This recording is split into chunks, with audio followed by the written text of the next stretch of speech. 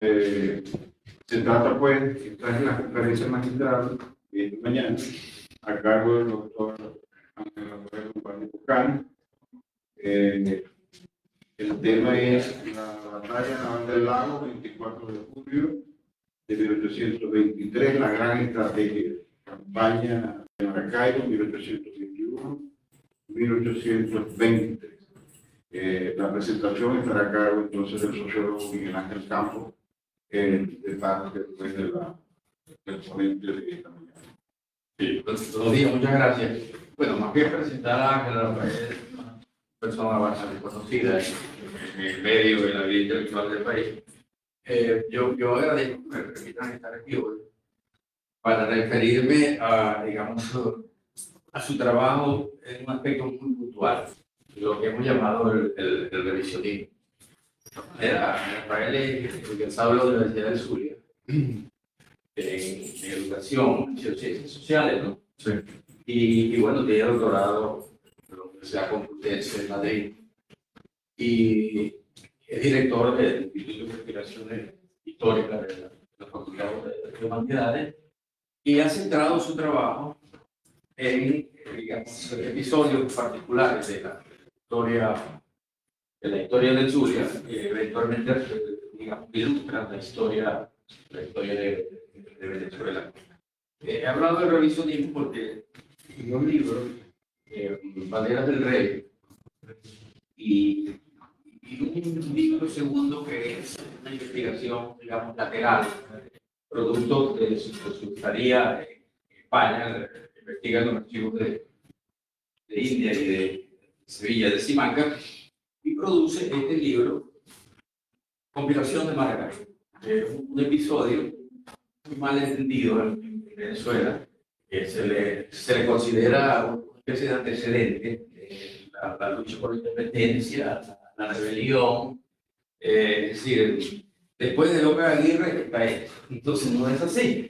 Él demuestra concluyentemente de que fue un intento de saqueo de la ciudad por unos, digamos, aventureros franceses en un par de goletas y un oportunista de Maracaibo, terminan convertidos, están así en la historiografía nacional, están en algún panteón esos nombres como, digamos, antecedentes digamos, del 19 de abril, nada más y nada menos. Entonces, están todos los historiadores regionales y los historiadores nacionales, desde Señora Gorri, allá en el mar, Señora Gorri, hasta, bueno, González Pinano, ¿no?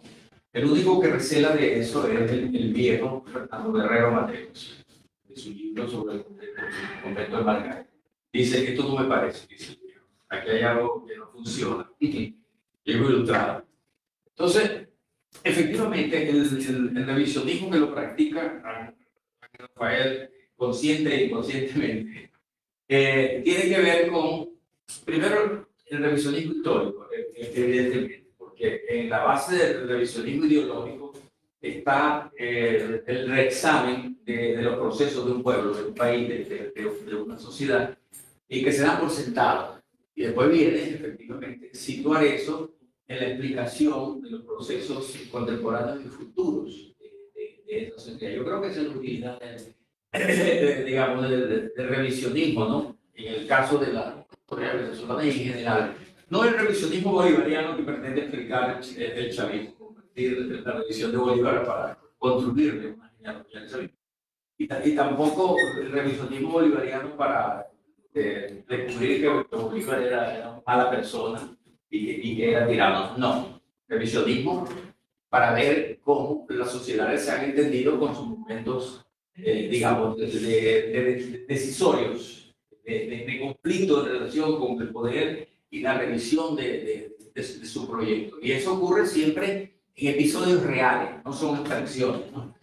Veíamos en la conferencia de Reiber que hay una especie de déficit de eso de lo real episódico que debe ser estudiado con documentos. Por supuesto, el prestigio de la política que lo magnifica todo. Está claro el asunto de Maracaibo. Así, conspiradores, figuras, tomas de la comandancia, prospectos, digamos, de zafarrancho, donde la política evidentemente está magnificada. Yo decía que hay que estudiar mejor la estructura colonial, del poder colonial, la estructura de clases coloniales que existía y era muy clara a partir de la documentación y más que de la oralidad. El libro de José de Rey Fajardo son 600 páginas sobre Maracaibo, el Maracaibo ilustrado, Maracaibo ilustrado, donde aparecen esos elementos. Bueno, de eso te digo un poco. Y el libro de Ángel Rafael, Banderas del Rey, es, digamos, la primera exploración, creo yo, que se hace en Venezuela de la perspectiva imperial española de gestión, ya no de una guerra en América, sino de intereses de la corona en términos de sociedad. Hay elementos allí que exceden el teatro de operaciones, la pura guerra, la pura violencia, la pura fuerza, que eso los historiadores venezolanos lo han atendido poco, porque se veía aquello como un agente externo, ¿no? Eso forma parte de la identidad, de la conformación de la nacionalidad y el fermento del gentilicio, ¿no? No solamente porque fue una guerra civil, ya se ha dicho bastante eso, sino porque hay procesos coloniales del otro lado, en las huestes españolas, en la institución de guerra española, que son parte constitutiva de lo colonial. Entonces, no se le había visto como, digamos, elementos de la historia venezolana donde se están forjando paradigmas, símbolos, un imaginario. Y ese libro, Banderas de Rey, se ocupa efectivamente no solamente del drama de la guerra española perdida y después Rafael titulará uno de sus libros Estrategia de la Derrota. ¿Por qué? Bueno, porque hay que entender también por qué fracasaron nosotros, porque en la medida en que entendemos por qué fracasaron nosotros, vamos a entender nuestro propio fracaso. Entonces, y esto, quiero terminar con esto, yo creo que lo importante del trabajo de Rafael es esa novedad, ese tipo de revisionismo que han venido ejecutando a partir de episodios puntuales, y entiendo que hoy nos va a hablar también en ese ánimo revisionista de un episodio que ya, digamos, marca la totalidad de la nación, que es la batalla naval del Lago, que se ha dicho que es la batalla definitiva que sella la independencia. Otros dicen que no, que hay Puerto Cabello, etc. Y que la batalla naval del Lago, han dicho, es síntoma también de una decisión ya de la gestión nacional de la emancipación. Yo entiendo que hoy podríamos ver cosas interesantes y novedosas sobre la batalla naval del Lago de Maracaibo, en la voz de un revisionista. Muchas gracias. Gracias, Miguel. Gracias a todos, Sora, Nérico, Pedro, Reiber, tanta gente amiga, por acompañarme esta mañana. Yo mi intervención, espero que me perdonen, que no utilice en exceso la fecha. Me voy a referir a este tema en varios ítems que yo he titulado discusión. Lo que pretendo aquí esta mañana compartir con ustedes algunas reflexiones sobre la batalla naval del Lago, que estamos ahorita conmemorando 200 años, tratando de analizar el tema tomando en cuenta una perspectiva no solamente local, sino también nacional y, si es posible, internacional. La batalla en sí, para que tenga sentido, hay que contextualizarla en lo local, en lo nacional y en lo internacional. Lo primero de lo primero, la historia de Venezuela es la historia de la independencia.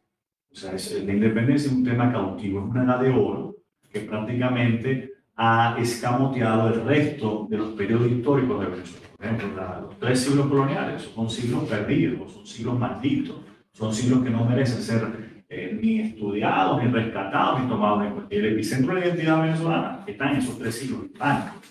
Por supuesto, sin desdeñar los otros aportes, el aporte africano, el aporte autóctono. Pero básicamente la venezolanidad se nutre de esos 3 siglos hispánicos o coloniales.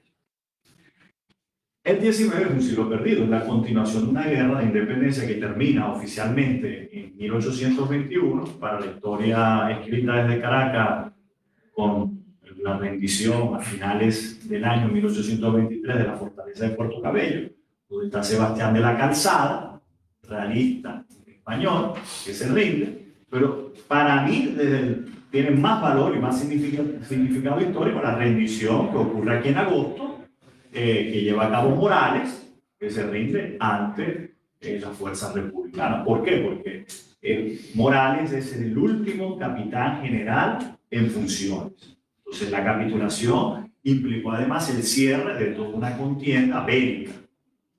Y cuando decimos que la historia de Venezuela es solamente los de 1810 a 1821, fíjense que no terminamos en 1823, porque ya se ha metido en la cabeza de los venezolanos, dentro del imaginario histórico venezolano, que Carabobo finiquita la guerra de independencia. Y la batalla naval del Lago es como un hecho marginal, es como un apéndice a Carabobo.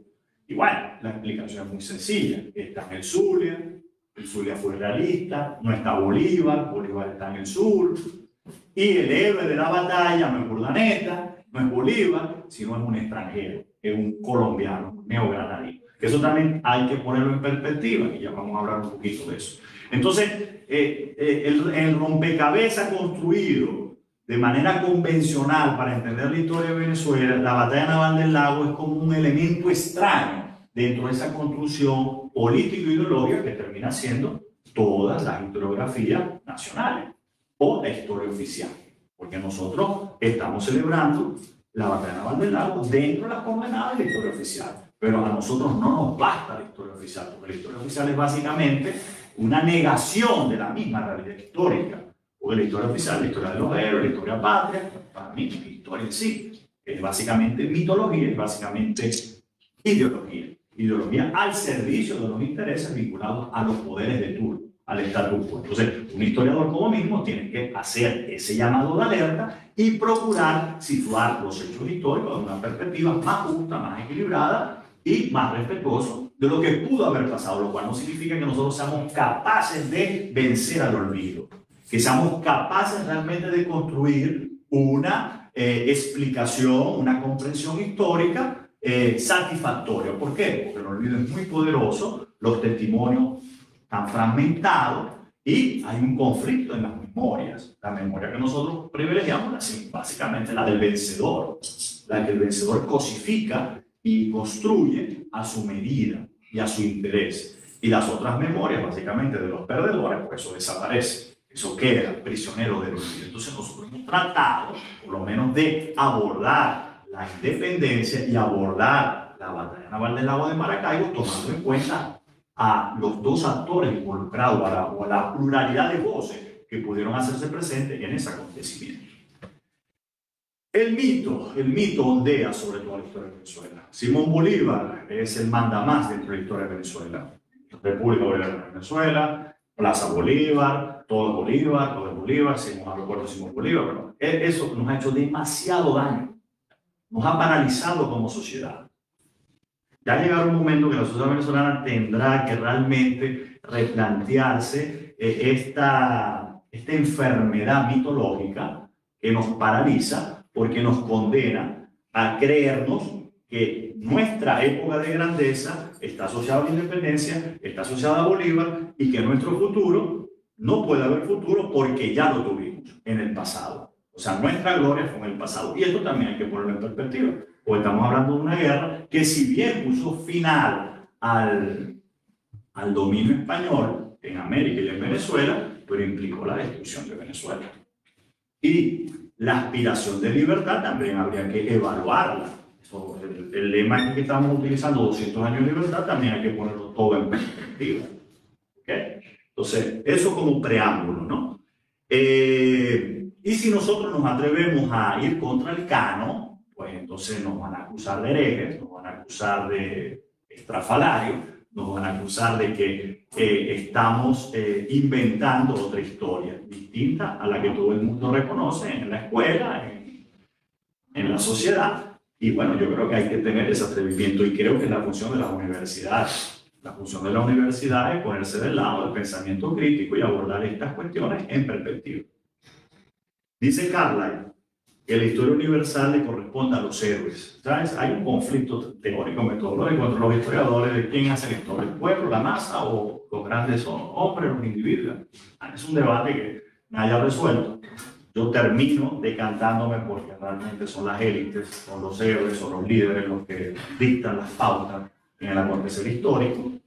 Y esto aquí es muy importante porque cuando nosotros estudiamos la batalla naval del lago o la independencia, no estudiamos los procesos en sí, no estudiamos a los actores sociales, no estudiamos la economía, no estudiamos las mentalidades, sino vamos directamente a los héroes, vamos directamente a los líderes. Entonces, ese reduccionismo condena la posibilidad de un abordaje temático mucho más generoso, mucho más amplio y mucho más integral.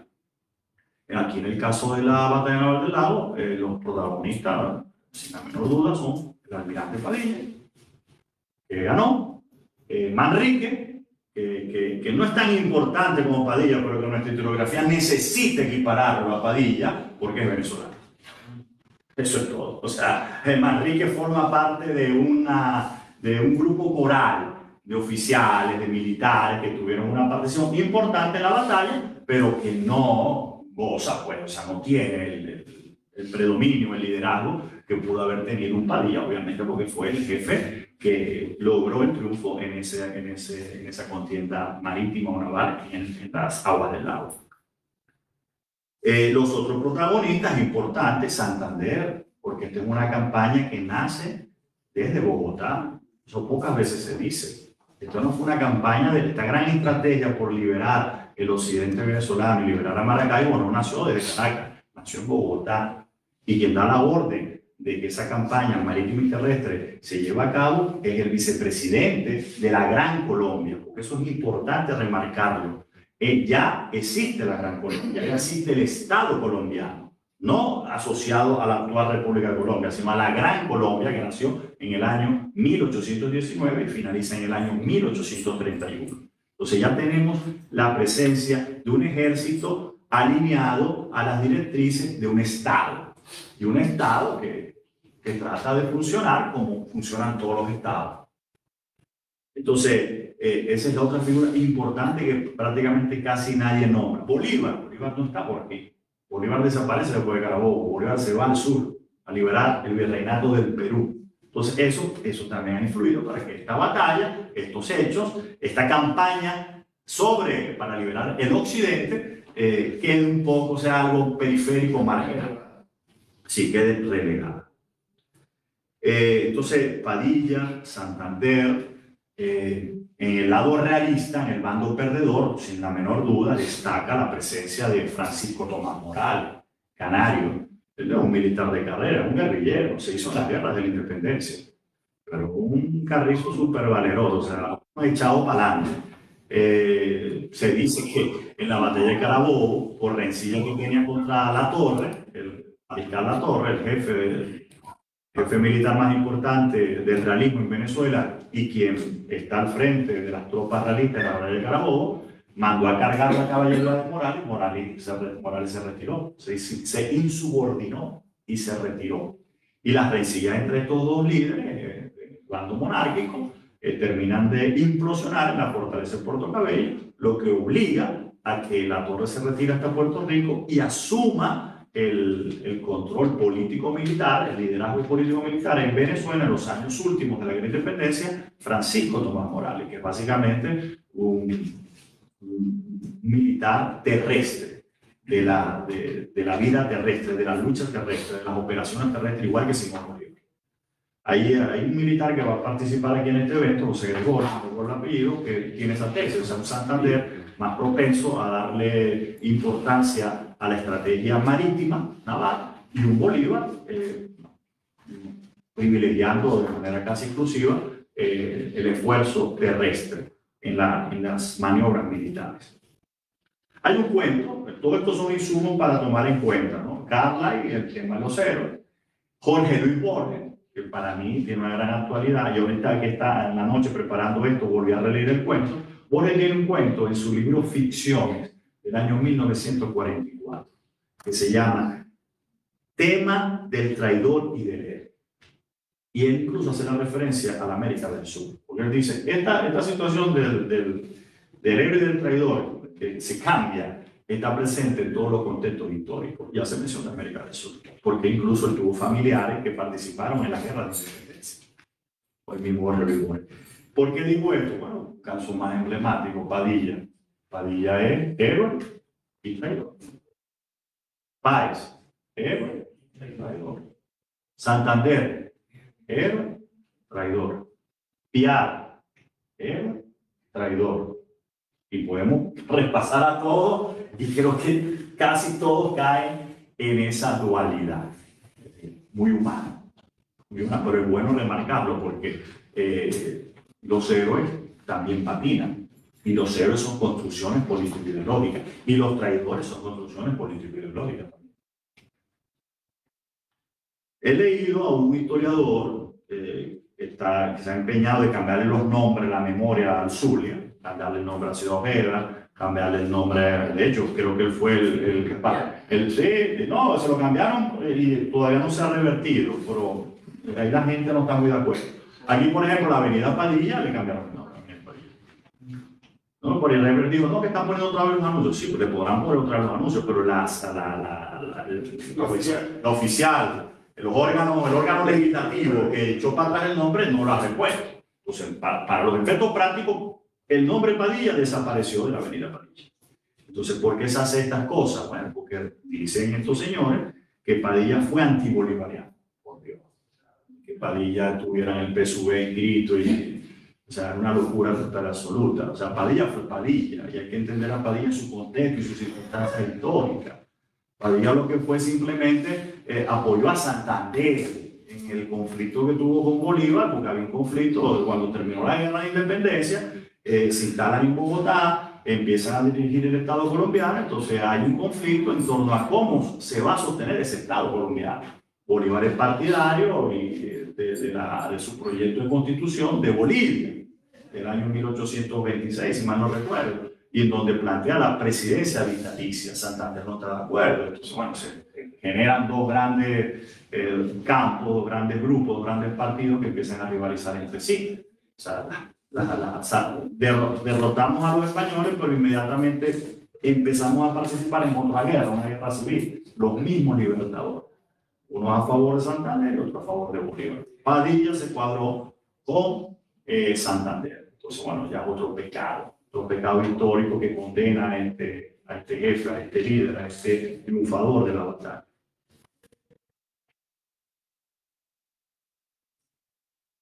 Por eso a Padilla hay que comprenderlo en su tiempo. Es decir, Padilla es un personaje bien interesante por muchas razones. Primero, nace en Riohacha, o sea, es neogranadino.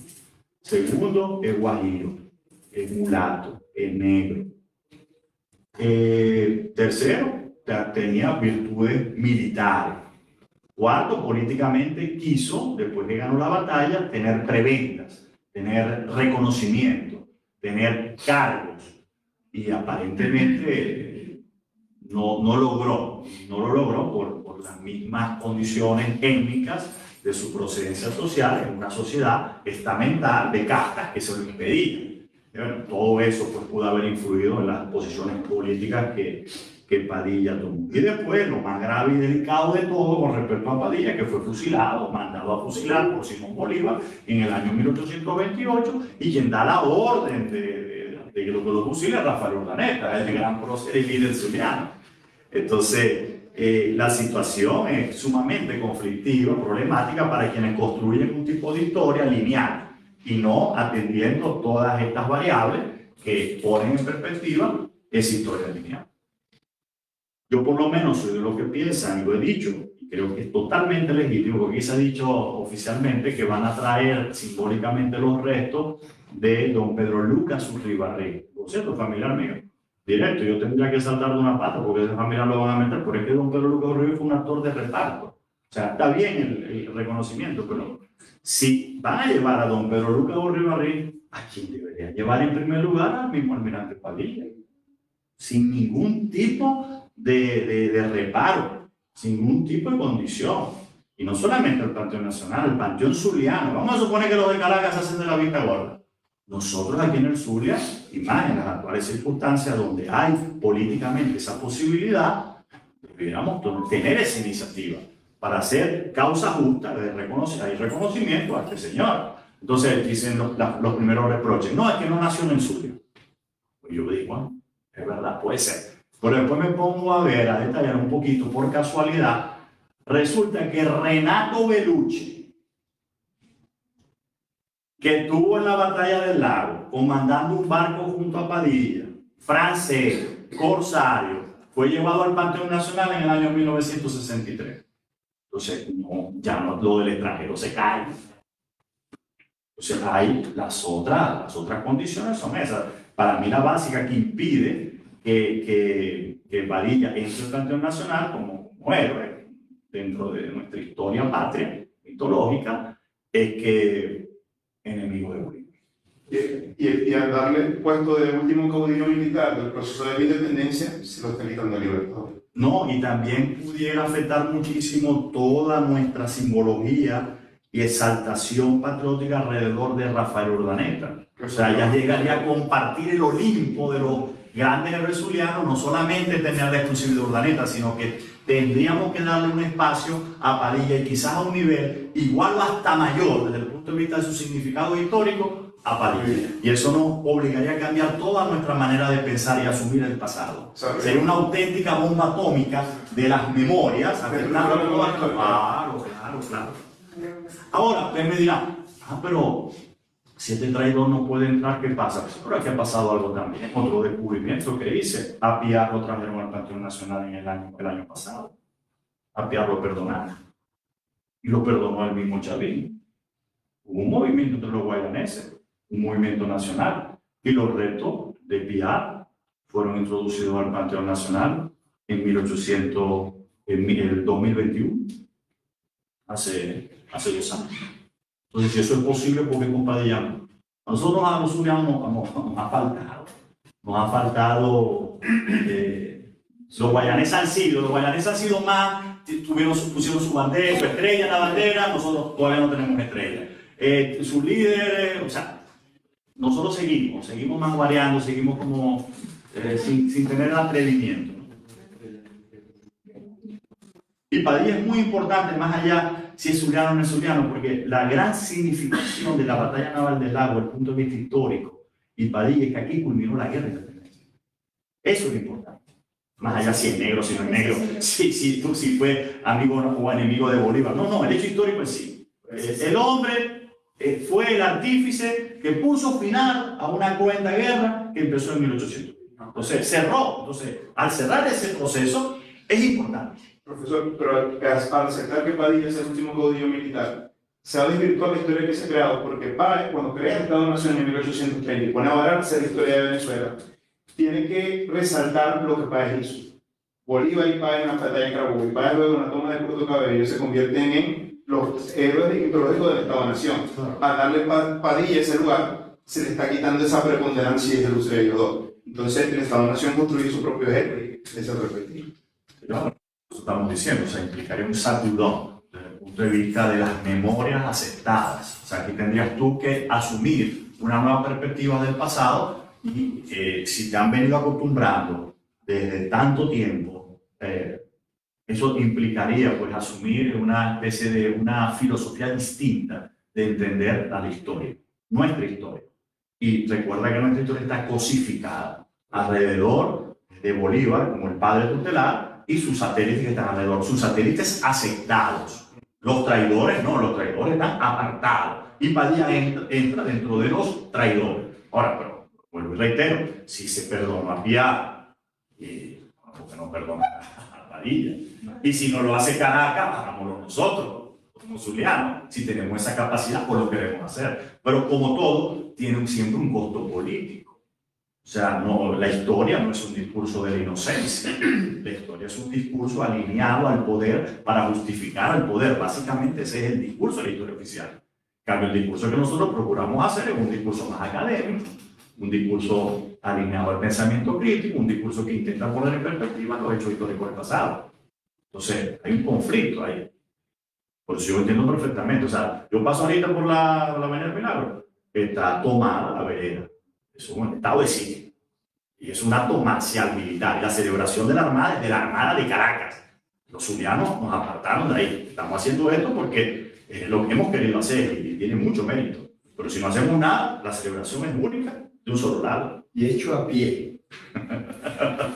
No, ya, hecho a pie, no, y sin salarios. Eso hay que decirlo también. O sea, lo que nosotros estamos haciendo, los académicos venezolanos, en los actuales momentos, de seguir pensando, de seguir escribiendo, de seguir publicando, de seguir participando en la vida social, lo estamos haciendo en una circunstancia inédita en la historia contemporánea venezolana. Universidades intervenidas, bueno, todo lo que ustedes saben, no voy a derivar ahí porque ese es otro tema. La batalla naval del Lago también nos debe abrir a nosotros otra perspectiva interesantísima, lo del escenario de la guerra naval, la guerra marítima. Y hay que decir que este escenario es muy importante, si bien no se recoge en los libros de la historia de Venezuela, porque Bolívar, básicamente, todas sus campañas fueron campañas terrestres. Y no hubo escuadra, o sea, no hubo marina de guerra española y tampoco hubo marina de guerra independentista. La marina de guerra española entra en un colapso luego de Trafalgar en 1805, queda destruida. Y entonces tiene que actuar a través de corsarios, de particulares. Por eso toda la guerra marítima en la independencia fue una guerra de corsarios, que entronca con los corsarios clásicos históricos famosos del Mar Caribe de los siglos XVI, de los siglos XVII y del siglo XVIII. Por eso la campaña, la batalla naval del Lago, es también una batalla, una empresa corsaria. Eso pocas veces se dice. Esto no es mérito mío, esto me lo dijo Miguel Ángel en el prólogo de la conspiración de Maracaibo. Estudia Fondique. Sí, corsario venezolano. O sea, esto no sirve porque le quita gloria, rompe con el esquema explicativo convencional al uso. Pero si uno analiza la flota de Padilla y los capitanes de los barcos de la flota de Padilla, el 70-80% son extranjeros. Se quedan sin gaita. Son extranjeros. Y esos extranjeros, con tropa extranjera, vienen a saquear el lago. Vienen a una guerra no por motivaciones patrióticas, sino por motivaciones lucrativas. Y el Estado colombiano, consciente de eso, los contrata porque no tiene dinero como pagarle. Entonces, bueno, entonces, ustedes me ayudan a ganar la batalla, a ganar la guerra, y se cobran con lo que logren en la guerra. Y pasó, no solamente que eso apenas se dice. Entonces, hay una campaña, la campaña del lago, la batalla del lago, entra dentro de lo que se conoce como una campaña corsaria, muy común durante toda la guerra de independencia en nuestra franja norte costera en el Mar Caribe. Y cuidado, Laborde no se vaya a pensar, ¿y los barcos de Laborde eran todos españoles? No, Laborde también tenía su propio corsario. Es más, Laborde es increíble porque Laborde ni siquiera tiene su propia escuadra. Laborde llega al lago 10 días antes de la batalla, 10 días antes de la batalla, y él le dice a Morales, aquí no tenemos vida, hermano, aquí estamos listos. O sea, aquí lo que tenemos que hacer es retirarnos a Puerto Cabello.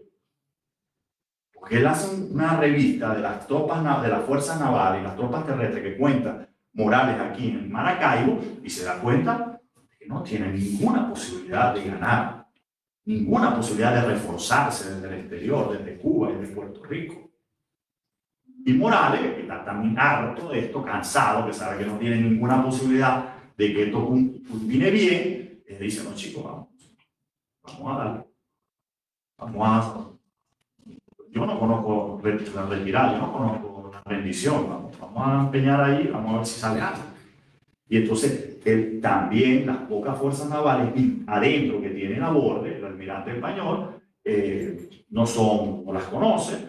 Las embarcaciones, el poder de fuego es mucho menor que las que va a enfrentar contra Panamá. Entonces, bueno, tiene unas condiciones totalmente adversas. ¿Cómo sabemos todo esto? Bueno, porque hay un libro de Millares Carlos, que como ustedes han podido ver, los que nos han escuchado en estas distintas ponencias, llevó a cabo un excelente trabajo de recopilación documental para entender la historia del Zulia. extranjero él. En español, español, lo más increíble de todo, la es venezolano, español. Sí. Fue quien realmente fundó los estudios históricos zulianos. El que descubre a Barajas. Ah, bueno, Villares Carlos. Entonces, muy importante. Entonces, Villares Carlos tiene un libro recopilatorio con Carlos Sánchez que se llama Documentos Realistas de la Batalla Naval del Lago, donde él donde él presenta la documentación que se gestó en La Habana, después cuando pierde la batalla del lago Morales y Laborde, se van a La Habana y los dos jefes empiezan a recriminarse. Perdimos por culpa tuya, entonces el otro le contesta, no chicos, por culpa tuya. Entonces, bueno, toda esa documentación, Villares Carlos la recopiló y es la que nos ha permitido, pues nosotros conocer el punto de vista de los que perdieron en la batalla naval. Y eso es muy, muy importante, porque pone, es la otra cara de la moneda. Entonces, la batalla del lago es una batalla de corsarios, una batalla de piratas. Esa versión es importantísima rescatarla. No digo yo que sea la verdad, sino para explorarla, para profundizarla, para cotejarla, para ver si vale la pena o es un infundio. Aquí no, yo parto de que ninguna de las premisas históricas que uno pueda establecer son objetivas. Hay una verdad. Eso no existe como tal. Después, cuando hablamos de la gran estrategia, es que por primera vez en mucho tiempo, porque la guerra de la independencia tiene distintas fases. La primera fase es una guerra interprovincial. Casi nadie lo nombra y desde 1810 hasta antes de la llegada del ejército expedicionario de Pablo Morillo en 1815, la guerra venezolana es una guerra civil, que siempre lo va a ser, incluso hasta el final, y una guerra interprovincial entre distintas provincias venezolanas, unas que se van a alinear con Caracas y otras que se van a alinear contra Caracas. Unas partidarias de la independencia y otras partidarias de la monarquía. Maracaibo va a ser cabeza de la contrarrevolución. Y eso hay que remarcarlo. Pero no lo decimos porque nos avergüenza. Incluso hay gente, ya lo he dicho en varias oportunidades, en varios escenarios, que está empeñado en borrar el escudo de Maracaibo. Y sobre todo borrar lo que está escrito, la muy noble y leal ciudad de Maracaibo, que fue un premio que las Cortes Españolas, las Cortes Extraordinarias Españolas, le otorgan a la ciudad de Maracaibo en el año 1813, porque Maracaibo ha demostrado fidelidad al rey, fidelidad a la causa monárquica. Eso no va a cambiar, ni siquiera por el pronunciamiento del 28 de enero de 1821. Que fue algo muy coyuntural, que fue algo muy pragmático y que fue algo que ni siquiera tuvo continuidad en el tiempo, por la reacción de la Torres y Morales en esta campaña del occidente, que desde Puerto Cabello sale a reconquistar el occidente del país. ¿Por qué lo hace? Porque va a buscar las dos bases principales que siempre tuvo el realista en Venezuela y en el occidente venezolano, que fueron Coro y Maracaibo. Pocas veces se dice, pero los coreanos en el año 1812 son los que acaban con la primera república de los caraqueños, de los mantuanos, con Miranda al frente del ejército republicano de ese entonces. Santiago Monteverde. De Monteverde, Canarias, apenas ya con 300, 400 tropas, pero realmente donde reclutan el mayor número de ese ejército es en Coro. Y hay testimonios documentales de la época donde hablan de los malvados coreanos. Y la primera incursión que realizan los caraqueños después que forman la Junta Defensora de los Derechos de Fernando VII el 19 de abril de 1810 es con el Marqués del Toro y es una campaña militar punitiva contra Coro, porque Coro no acepta a Caracas como cabeza líder del movimiento separatista. Y Maracaibo intenta ayudar a través de Fernando Millares, que se asume como el nuevo capitán general de Venezuela luego de la renuncia de Empara, pero resulta que Maracaibo carece de medios, carece de poder de fuego para poder reforzar a Coro o cumplir con lo que la regencia espera que sean estas ciudades alineadas con la regencia para derrotar a los separatistas o a los rebeldes, de acuerdo a la documentación realista de la época. Entonces, como pueden darse cuenta, la primera parte de la guerra de independencia es una guerra entre los mismos venezolanos, unos partidarios de Caracas y otros no partidarios de Caracas, unos partidarios del rey y otros partidarios de una nueva entidad nacional que se va a llamar posteriormente, se llamó en ese entonces Venezuela. Pero ya en el año 1813 hay otra república, hay otro evento interesante que los anales de nuestra historiografía pocas veces reparan o recogen, que es cuando Monteverde toma el poder en 1812, y derrota a Miranda, prácticamente instaura un gobierno canario. Y si uno analiza la demografía colonial venezolana antes de la independencia, el mayor número de blancos son canarios. Y son canarios resentidos, son canarios molestos porque son blancos de piel, pero son pobres en sus desempeños económicos. Y están siendo discriminados por los blancos criollos, los mantuanos, y cuando Monteverde logra tomar el poder, hay toda una revancha total y absoluta. De hecho, Monteverde es una hipótesis que yo manejo, el primer gran caudillo de la historia venezolana. Todo ese caudillismo que tuvimos durante el siglo XIX, el primer caudillo en insurgir, apartando el viejo antecedente de López de Aguirre, es Francisco de Monteverde, que es canario. Y en el año 1814 ocurre otra tipificación de nuestra guerra de independencia, que es la guerra social, la guerra étnica social, la guerra popular. Y no comandada por un venezolano, no comandada por Bolívar, sino comandada por un asturiano blanco, José Tomás Bo. Entonces ya tenemos otro elemento que nos hace el análisis de ese pasado mucho más interesante, mucho más complejo. Y después la guerra internacional con Morillo, en el año 1815, 10.000 veteranos que llegan a la costa firme, someten todos estos territorios, ocupan Bogotá, ocupan Cartagena, ocupan Caracas, pero el trópico se come esa tropa, desaparece por completo. Entonces, ¿qué tiene que hacer Morillo? Bueno, sustituir a esos extranjeros, a esos veteranos, con tropas nacidas en el país. Entonces, la tesis de Valle Galán, que Miguel Ángel conoce muy bien, de la guerra civil para entender la independencia de Venezuela, prácticamente es como la llave teórica para comprender toda nuestra guerra, nuestro proceso emancipador.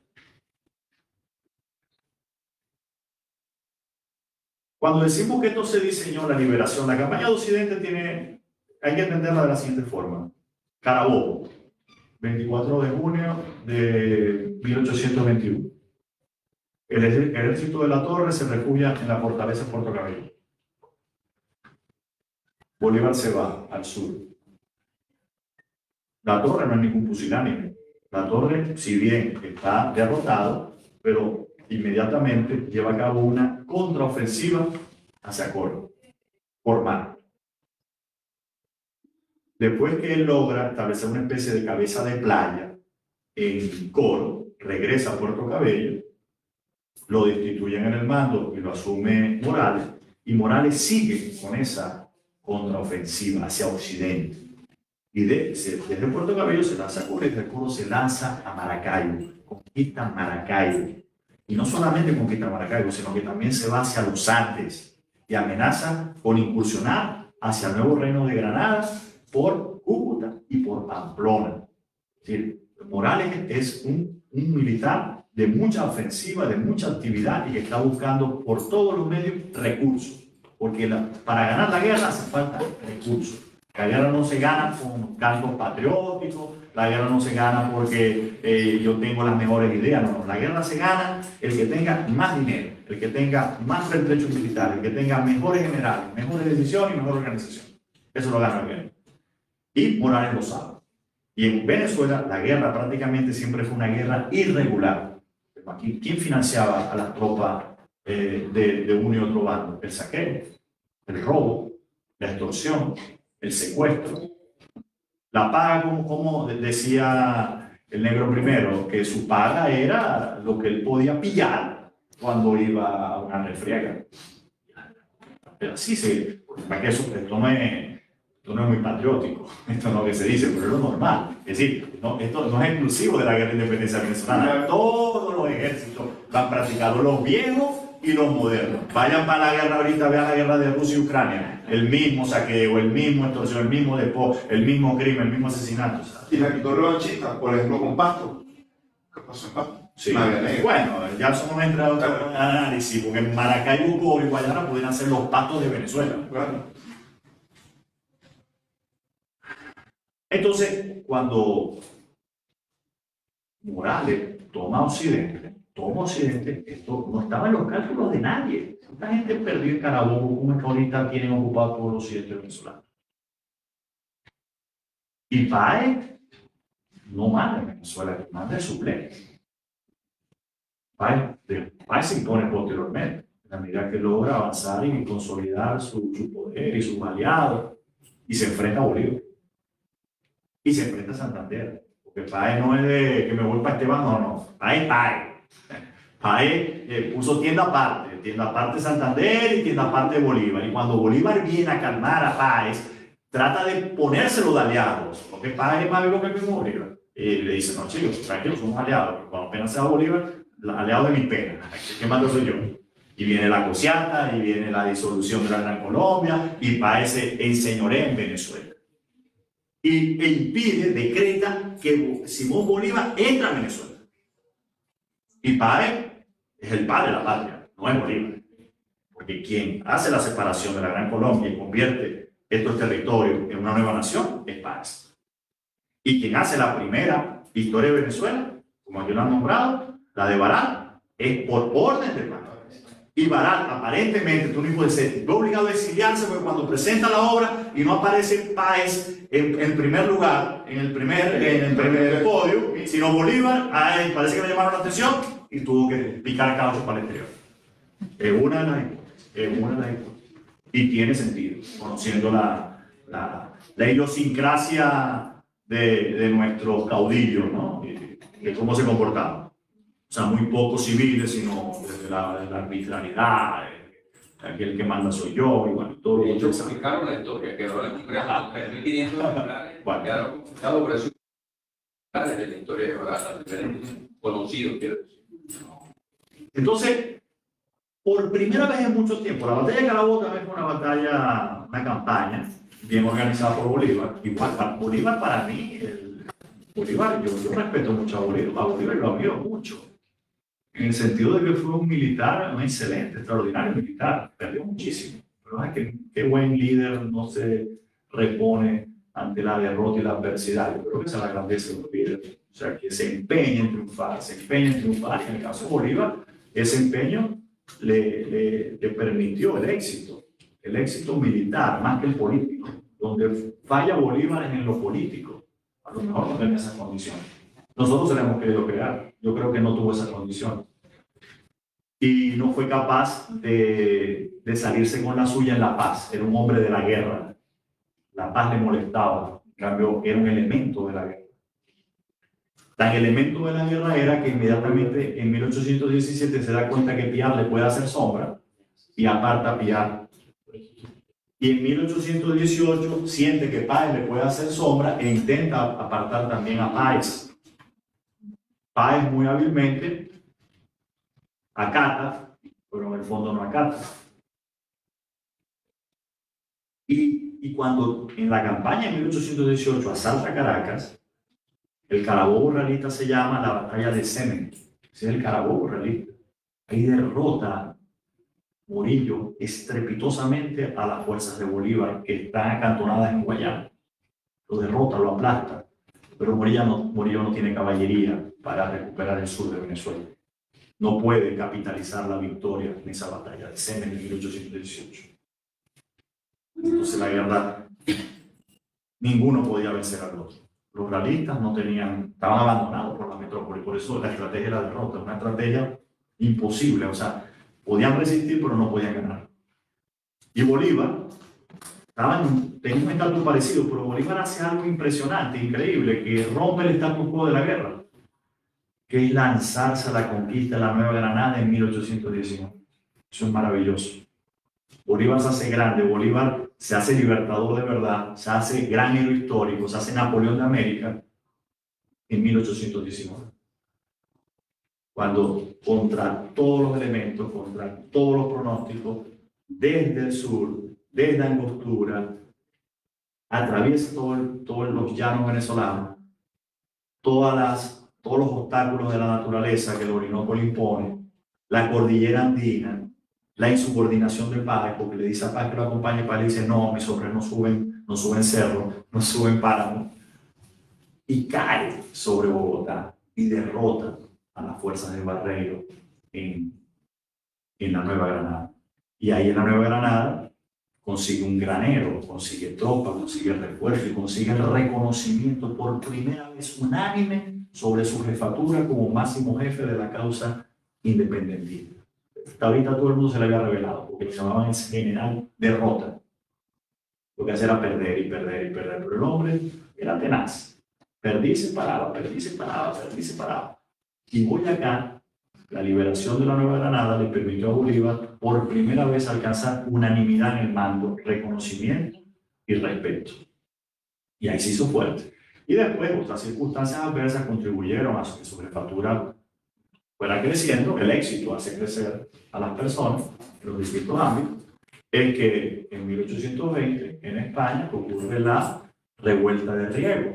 Los liberales vuelven al poder y la política represiva que adopta Fernando VII queda descartada. Entonces, los liberales buscan conciliar, buscar una paz con los americanos alzados en armas. Y ahí entra en 1820 el famoso armisticio y el tratado de regularización de la guerra. Entonces, el abrazo, y Morillo se va, y prácticamente la metrópoli deja abandonado a los pocos restos todavía militares que aún resisten aquí en la costa firme. Entonces, guerra regular como tal a partir del año 1819, cuando Bolívar logra darle organicidad a un ejército irregular, que influyó mucho la presencia de una oficialidad extranjera, sí. Sí, de hecho, Bolívar se rodeó, su estado mayor, eran casi todos edecanes extranjeros. No confiaba tanto en los oriundos del país, sino más que todos los extranjeros. Y las tropas que lo acompañaron en la campaña de liberación de la Nueva Granada, había también extranjeros. No todos, pero sí había muchos. Y en Carabobo, la Legión Británica jugó un rol importantísimo. Dicen las malas lenguas, la mía no, la de Marco Pérez Jiménez, que Bolívar, como no podía pagarle, manda al sacrificio a la Legión Británica en la batalla de Carabobo. La manda al exterminio. Y así pasó. Y yo tengo testimonio de algunos legionarios que sobrevivieron y que no entendían por qué Bolívar los mandó a una muerte segura. Y Marco Pérez Jiménez, militar, dictador, en su libro Habla General de Agustín Blanco Muñoz, recoge ese testimonio. Simón Bolívar manda al exterminio a la Legión Británica porque el Estado colombiano es tan pobre que no tiene cómo pagarle por su servicio. Que eso nos conecta con otro testimonio, el de Busingol. Busingol tiene otro testimonio que dice que lo que más le sorprendió cuando visitó en Bogotá a Simón Bolívar, primero su vanidad. Bolívar era una persona muy vanidosa. Y segundo, el orgullo de Bolívar traicionado, porque un hombre tan orgulloso que lo había ganado todo en el ámbito militar, pero era el presidente de un Estado en la miseria, un Estado sin recursos, un Estado chupado por los gastos misericordias de una guerra de destrucción, de casi más de 10, 15 años. Entonces, eso le llamaba la atención. Y esto explica también por qué la campaña del Occidente se hace con corsarios. Sí, yo te pago, pero ¿cómo te pago? Por lo que tú logres saquear en el terreno. Como botín, claro. Entonces la campaña de Boyacá fue muy bien organizada. La de Carabobo fue la mejor. Bolívar está sobrado, ya nadie le cuestiona, y monta una tenaza para cercar el centro de Venezuela, donde está Valencia, donde está Caracas, donde está Maracay. Y lo primero es una operación divergente desde el oriente, donde manda a Bermúdez. Y eso hace que la torre cometa el grave error de dividir sus fuerzas para atender esa diversión de Bermúdez sobre la capital de Caracas. Y por otro lado, atacar por occidente con las tropas que él lidera, junto con Páez, junto a la Legión Británica, y caer sobre el campo de Carabobo. Y bueno, la apoteosis, la gloria, el triunfo final, que no es final, porque el final es aquí. Entonces es una operación militar muy bien organizada. O sea, ya podemos hablar de un ejército independentista venezolano o gran colombiano orgánico, con ascensos, descensos, órdenes, que no existió al comienzo. Miranda, el pobre Miranda, también hizo mucho. 1811, 1812. Entonces, esta campaña, la de liberar el occidente venezolano por parte de los republicanos, por parte de la Gran Colombia, quien la dirige es Santander desde Bogotá. Y la hace también de una forma orgánica, porque lo hace tanto por vía terrestre como por vía marítima. Y había 6 vías, esto lo dice Laborde en su testimonio, 6 vías para invadir el Zulia en esa campaña. Las vías de invasión son, la primera,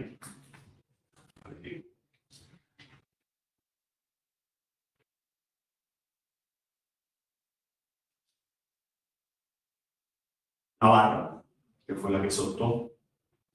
El problema de la barra era que es una barra que es difícil entrar por barra. 4 metros. Ese es el problema, siempre ha sido difícil. Dice Rubén en su testimonio, que fue diputado en las Cortes de Cádiz por la provincia de Maracaibo, que Maracaibo era un malísimo puerto. Ya nosotros siempre nos han hecho creer que Maracaibo era la gran cosota, no, era un pésimo puerto por el tema de ingresar barcos de alto tonelaje por la barra.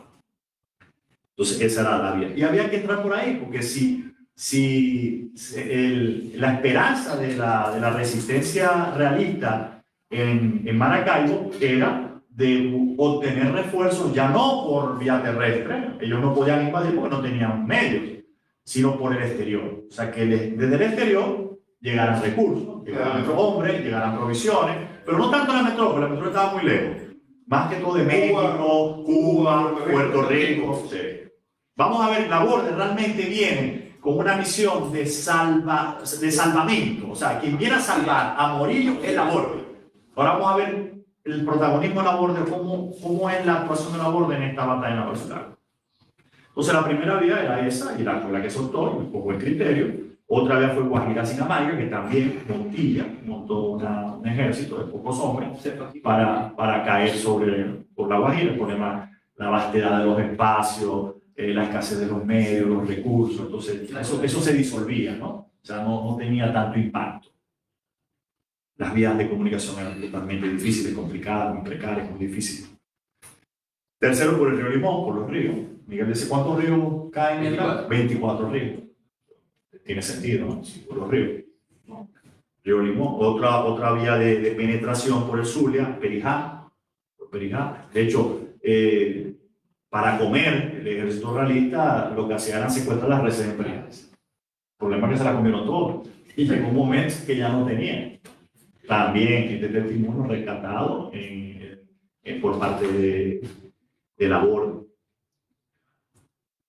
Río Catatumbo y Zulia, por Gibraltar el sur, ahí parece que Manrique tuvo una participación, pero no fue decisivo, o sea, no tenían poder de fuego para inclinar la balanza. Quien desequilibra el status quo entre las dos fuerzas rivales enfrentadas en esta campaña occidental va a ser Laborde, jefe marítimo de la fuerza realista, y Padilla, jefe marítimo de la fuerza republicana.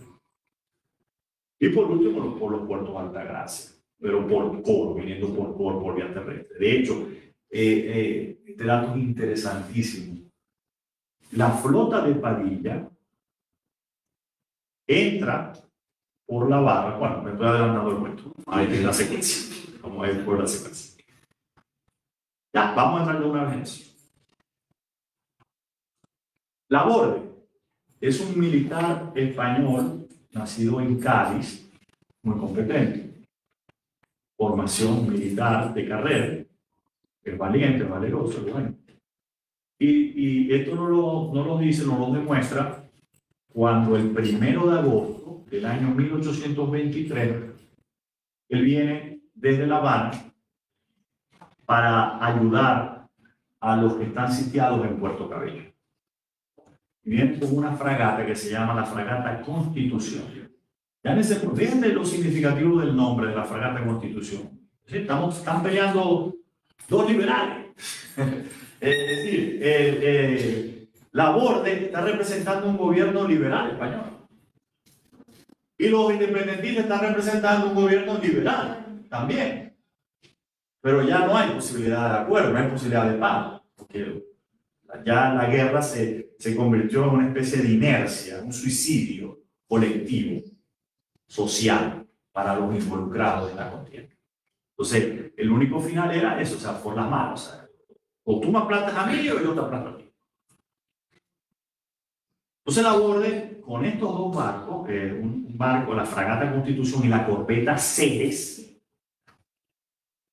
va hacia Puerto Cabello, que está sitiada por una flotilla republicana, pero esta flotilla republicana es algo curioso.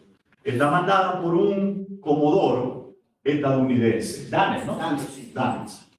Sí, que nos demuestra a su vez que las fuerzas navales republicanas no son nacionales, porque no tienen capacidad, no tienen dinero para comprar los barcos ni para adiestrar a la tripulación, a la marinería. Entonces tienen que recurrir a mercenarios, tienen que recurrir a corsarios, tienen que recurrir a terceros, que se les paga, mira, tú trabajas para mí y tú te cobras, tú te cobras lo que logras conseguir en la guerra, en este despelote, en esta anarquía que es la guerra. Entonces, Laborde derrota a Daniels en Puerto Cabello, le quita dos grandes barcos y acaba con el bloqueo que tienen estas naves republicanas sobre la fortaleza de Puerto Cabello. Entonces, es un éxito extraordinario, porque él viene con sus dos grandes embarcaciones, porque en la batalla del lago no hay fragatas, no hay navíos, no hay corbetas, porque no pueden entrar al lago. Se hunden, o sea, chocan con el fondo. Entonces hay solamente bergantines, hay goletas, y hay balandras, y hay piraguas, y hay lo que llaman las fuerzas útiles, o sea, embarcaciones propiamente para navegar en la zona lacustre. Entonces, este viene con Laborde arrollador. Y yo me voy a convertir en el amo y el señor del mar Caribe en la costa venezolana. Y de verdad que no tenía contrapeso. Pero entonces, Santander, con buen criterio, envía desde Cartagena de Indias una flota para el occidente venezolano, para controlar el Golfo de Venezuela, para, si es posible, entrar por la barra, para caerle sobre el lago de Maracaibo y para vencer a los realistas que están enseñoreados en Maracaibo. Bueno, y el 8 de agosto, fíjense, la batalla de Puerto Cabello fue el 1 de agosto. De mayo. De mayo, perdón, mayo. El 8 de mayo entra, una semana después, a la Fuerza La Barra, Padilla. ¿Cuánto tiempo está Padilla forzando la barra? Dicen los testimonios, 6 días. 6 días. Entra así, 6 días. Y en ese proceso, un barco, un bergantín, el Gran Bolívar, encalla. Y no lo pueden sacar. Y lo terminan hundiendo, ellos mismos. Y la fortaleza de San Carlos, que debe evitar que esos barcos entren, no tiene cañón. No tiene cañón. ¿Y por qué no tiene cañón? Porque no hay medio, no hay recursos. Y los barcos que tienen Morales, que pudieron haber bloqueado la barra para impedir el paso de la flotilla de Padilla, tampoco salen a cumplir con esa misión. Entonces, 6 días. Y después se instalan en el tablazo, que también es complicado estar en el tablazo. Como tú dijiste, Rey, ¿no? Y después, en la bahía, estos corsarios, que son corsarios, están 3 meses recorriendo la zona, adiestrándose, robando, buscando víveres, teniendo algunas pequeñas escaramuzas con los barquitos que están en teoría al lado de las fuerzas realistas, porque eso de ver realismo contra patriota, eso lo vemos después en los libros de historia. En el momento, la verdad, en el momento histórico, ahí se intercambian los bandos, ¿no? Y no están muy claras las lealtades, no están muy claras las lealtades. Entonces no hay cañón en el castillo de San Carlos. Y la flota de Morales que está en el lago, ni siquiera es de él, es una flota que estaba ahí. Él llegó en finales del 1821 o 1822. Y no tiene capacidad de pedir refuerzos que entra ahí.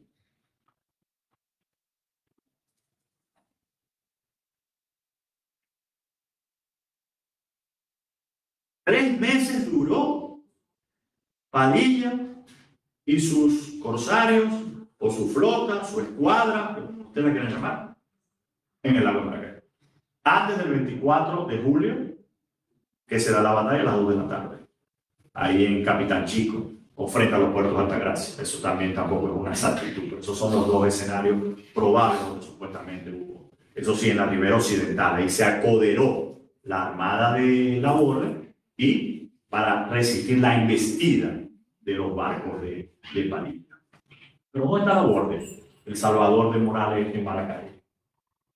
Laborde trata de, viene acá, pero primero va para Curazao, viene a Aruba, para buscar los prácticos para poder ingresar. Los prácticos nunca se los dan. No pueden ingresar a la barra porque sus barcos no tienen el tonelaje ligero para poder ingresar. Deja sus embarcaciones que si hubiesen entrado hubiesen arrasado. Si esos barcos entran al lago, gana Laborde, porque tiene mayor poder de fuego, pero era imposible que entraran. Y en eso se basó la estrategia de Padilla. Es decir, de ser capaz de entrar con barcos de vela, bergantines, goletas bien artilladas. Y cuando digo bien artilladas, entre comillas, por ejemplo, un bergantín estaba en capacidad de llevar 20 cañones en el océano, pero esos 20 cañones en el lago, listo. Entonces era uno o dos cañoncitos que tenían esas goletas y esos bergantines. Entonces Laborde entra al lago, pero sin cuadra, sin flota. Entra y pide una reunión con Morales. Morales lo evade, o sea, no se llevan bien.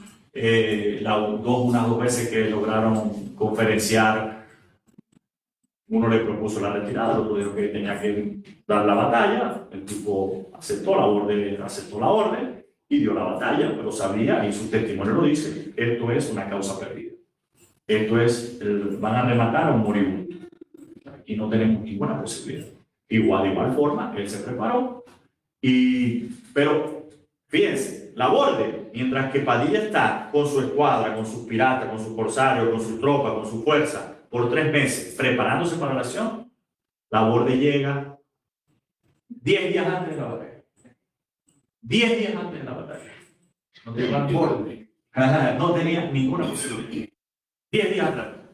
No tiene los barcos con poder de fuego, no tiene la tripulación adiestrada, porque no es la propia, no es la suya, de manera completa, no tiene los medios, los recursos para reforzarse, y tiene también los elementos en contra, porque él ni siquiera puede preparar el sitio de la batalla dentro del lago de Maracaibo que le pudiera ser favorable para tener alguna posibilidad de éxito. Él dice, los relatos antes de la batalla, él intenta buscar a las fuerzas de Padilla, pero el viento, las excusas de siempre, en realidad no tenía ninguna intención porque sabía que no tenía posibilidad de practicar una ofensiva exitosa contra la escuadra rival. Entonces, lo que decide hacer es colocar en línea sus navíos, sus 3 bergantines y sus 7 u 8 goletas, colocar una fuerza sutil que sirviera de anteescudo para evitar que fuera envuelta, y se acoderó. Acoderó es poner un barco en línea, uno al lado del otro, para garantizar un poder de fuego concentrado sobre la embestida de la armada rival. Y echó ancla, no hay velas. Si uno ve los retratos de la batalla, no hay velas. Él quita las velas y decide aguantar la embestida. ¿Qué es el destino? O esperar el destino, como tú dices. Y Padilla se lanza con todo. Padilla, Renato Belluche, los otros capitanes, la mayoría extranjeros, franceses. Hay franceses, hay estadounidenses, hay ingleses. Es una legión extranjera. Irlandeses, polacos, rusos. O sea, para que ustedes vean, o sea, en la batalla del lago, la legión, por supuesto, esto le quita gloria al relato patriótico. La legión extranjera se lanza a la embestida y a las 2 de la tarde es una masacre. Yo no sabía de eso, pero un experto en estos temas me escribió por Twitter y me dijo la masacre, porque yo analicé lo de las bajas leyendo el testimonio de Balal. Me parece bastante serio porque Balal aparentemente fue testigo de la batalla, nació en 1810, tenía 13 años, y él dice que él presenció la batalla. Porque en los cuadros pictóricos que tenemos en la batalla, se ve la batalla y hay gente en la playa, tropas, caballos, moviéndose, viendo la batalla. Entonces, dice el testimonio que las cifras de Balal son fallecidos de patriota, 50, 60. fallecidos en el campo realista, 800, 900. O sea, una cuestión desproporcionada. Entonces yo le dije, ¿a qué se debió esto? ¿No? Que cuando hubo los abordajes entre nave y nave, los de Padilla utilizaron granadas incendiarias. Y en los cuadros de los resultados de la batalla que vemos en los cuadros, las fotos están ahí, las que tenemos, hay posibilidades. Solamente los de la batalla.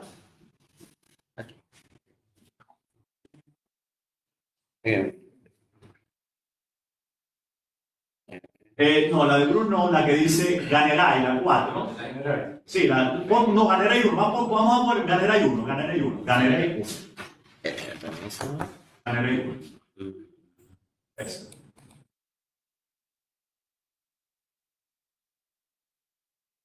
¿Hay posibilidad de que eso se expanda?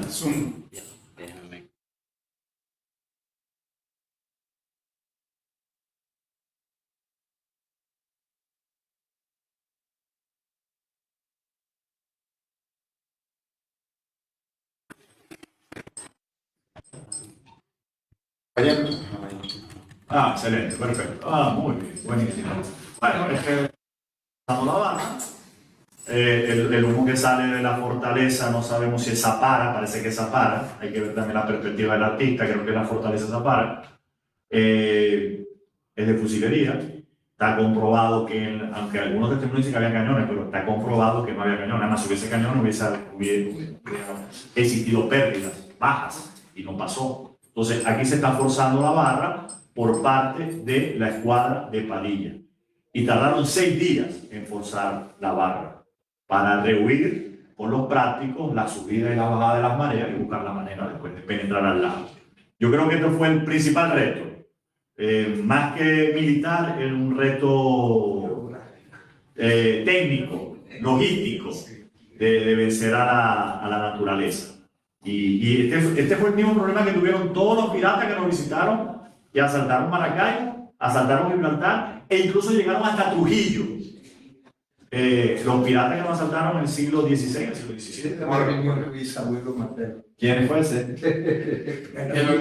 No, ese es don Pedro Lucas Urribarri, que estuvo al bordo del bergantín Confianza en la batalla del lago. Hay que forzar la barra. Hay que forzar la barra. Entonces, esta es la barra. Entonces, miren, ahí está entrando la flotilla de Padilla. Por favor, la que sigue, no problema. Una conferencia venezolana que va a hablar de esto. Y es sobre esto. Porque esta entrada es de él. O sea, yo digo ese. Él mismo. Yo esta entrada la tomé de él. Él tiene un blog y él está analizando la batalla a través de esta iconografía. Sí, toda una explicación. Claro. Bueno, aquí fíjense la formación. Al frente arriba están los puertos de Altagracia. Sí. Arriba, en vela, con las velas desplegadas, la flota de Padilla. Fíjense los 3 grandes barcos. Son 3 bergantines. 2 a la derecha, a mi mano derecha y 1 a la izquierda. O sea, y en el medio, 1, 2, 3, 4, 5, 6, 7 goletas. Si esos mismos cuadros en Rafael Metálico fueron reproducidos en el Parque de la Marina. Bueno. Pero es la misma imagen. Ok. Bueno, para mí la recuperación más fidedigna de lo que pudo haber pasado 200 años atrás. Y fíjense los realistas, la española. O sea, los barcos sin velas, todos apoderados, tratando de ponerle un frente de artillero unido, bien direccionado, y las fuerzas útiles pequeñas, evitando que les rodeen el arma. Evitando que les den la vuelta, evitando que les agarren la retaguardia. Que sí se las agarraron. Y él le da una peculiaridad y con respecto a la bandera. Las banderas todas que tienen los barcos son colombianos. Sí. Todos los días, eso también lo señaló. Sí, yo decía que tenía la franja amarilla más ancha, porque era colombiana la flota. En la parte de abajo casi nadie lo ve, lo percibe, donde están los cocoteros. Ahí está el milagro. Y ahí hay gente mirando la batalla, hay caballos y aparentemente también hay cierta tropa. Pasemos a la 3.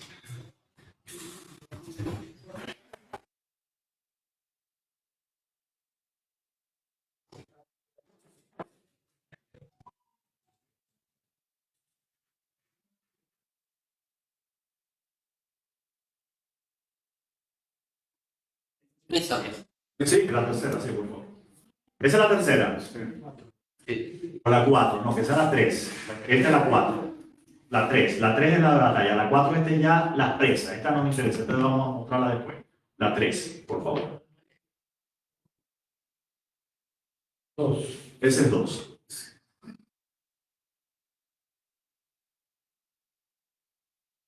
La 2 es la formación antes de la batalla. La 3 es la batalla. Y la 4, la retirada del que ganó con las presas y la retirada del perdedor Laborde huyendo a Maracaibo para salvar lo poco que pudo haber salvado.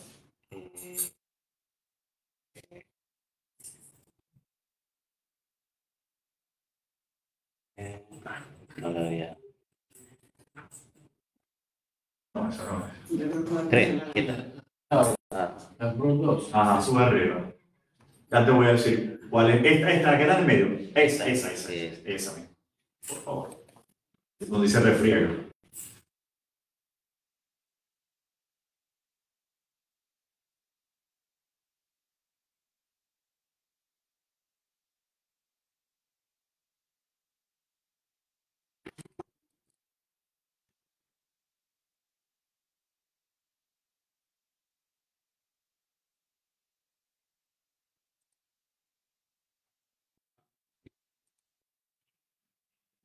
A la derecha, a la derecha, a la derecha, a la derecha, a la derecha. No, no, ahí.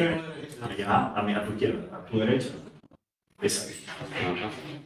Expandir esa, por favor. Fíjense, esa es la batalla, sí. O sea, ahí ¿qué se ve en ese cuadro? Bueno, toda la ofensiva de los barcos de Padilla caen sobre la escuadra de Laborde. Y abajo, aquí en este extremo, las fuerzas útiles de Padilla logran traspasar el bloqueo que trataron de imponer las fuerzas útiles de Laborde. Y ahí se pierde la batalla. Y aquí explota un bergantín, no recuerdo el nombre, explota un bergantín de los realistas. San Carlos. Ah, bueno, el San Carlos. Ese explota. Y nada, eso fue, fíjense el humo, las granadas, el abordaje, la gente tirándose al agua, los muertos. Yo digo que nosotros celebramos esta cosa, y lo dije en la última, en la exposición del Baral, y realmente estamos celebrando la muerte. O sea, esto es absurdo. O sea, la historia es el estudio de la muerte, es el estudio de la destrucción, es el estudio de la guerra. Entonces, yo no entiendo por qué tiene tanta publicidad. Es decir, cuando debiéramos dedicarnos a estudiar valores humanos. Y cuando hablamos de valores humanos, la música, el arte, la literatura, un buen libro. Entonces, hemos hecho de la historia, no sé, una imposición. De la zamarilla, cuando adecuó a las tropas, le dijo: no quiero prisioneros. ¿Ah, sí? Diego Padilla. No quiero prisioneros. Es el poder. Pero es que eso no lo critico. O sea, cuando tú vas a eso de la caballerosidad, eso es posterior. Esa es la concesión de los historiadores para blanquear las malas acciones de los que dañaron. Claro, es así. Entonces, en una guerra no gana el más caballeroso. En una guerra gana el más brutal, el que va por todas. Entonces, tú no puedes, si el otro va por ti, tú no puedes ir. Claro.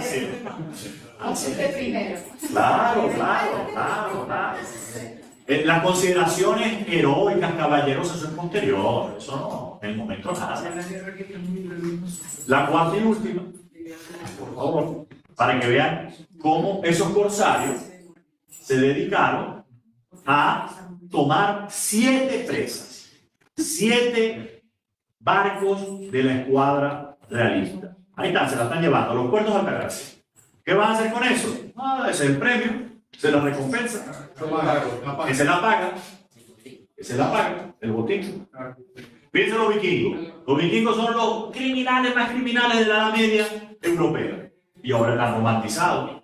Piratas del Caribe, la saga con Johnny Depp, Piratas del Caribe. Verdad, eso son unas maravillas. Y resulta que los piratas eran unos criminales. Eran los ladrones de pan. Los ladrones de pan. Entonces, nosotros blanqueamos el horror que representa el horror en la historia. Entonces, hay que también abrir los ojos, porque terminamos nosotros creyendo que esto realmente es aséptico, que es indoloro, que a mí no me toca, que a mí no me afecta. Fíjense, yo les confieso algo, antes del chavismo, yo era un venezolano feliz inocente.